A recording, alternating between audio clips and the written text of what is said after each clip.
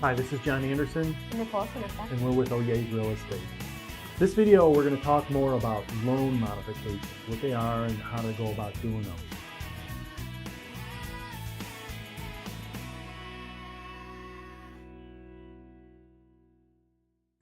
If you're facing foreclosure, this could be an option you might want to use. Basically, what a loan modification is it allows you to keep the home by modifying the terms and conditions of your loan. In other words, what the bank would do is they would either reduce the interest rate or possibly reduce the amount you owe or even reduce the length of the loan for you. It sounds positive. There's a lot of good things about a loan modification that are good. To be eligible though for loan modification, basically most banks nowadays are going to require you to be behind on mortgage payments. They also are going to look to make sure that you're 33%, somewhere in that range of your income. So if you've lost income, in other words, you're let's say you don't make as much money as you did before, it's going to be really difficult getting a loan mod.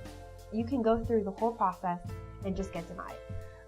If you do get denied, then the bank, after 6 months of missing payments, you have to pay all of your payments back plus interest and penalties.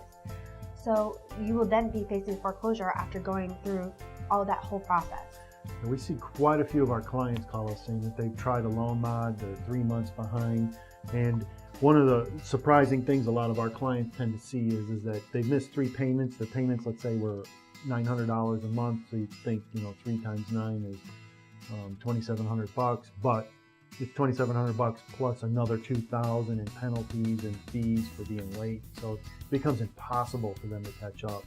Well, yes, definitely. I mean, if you're doing a loan modification, one thing is very important to remember is that the paperwork you get the bank will always present that to you as the first option before they do a short sale or anything else. Just because they're sending you the paperwork does not mean that you're going to get approved. And I think a lot of our clients get really confused because they get these paperwork from the bank saying, try to do a loan modification, and they think that they're pre-approved. But they're not. It's just something the bank automatically sends you as an option when you're behind. And I think the worst cases I've heard is they get the loan mod approved, but their loan has gone up instead of down. Because you have to remember that the bank isn't forgiving those missed payments. You're just basically stalling until it adds up. So. Okay.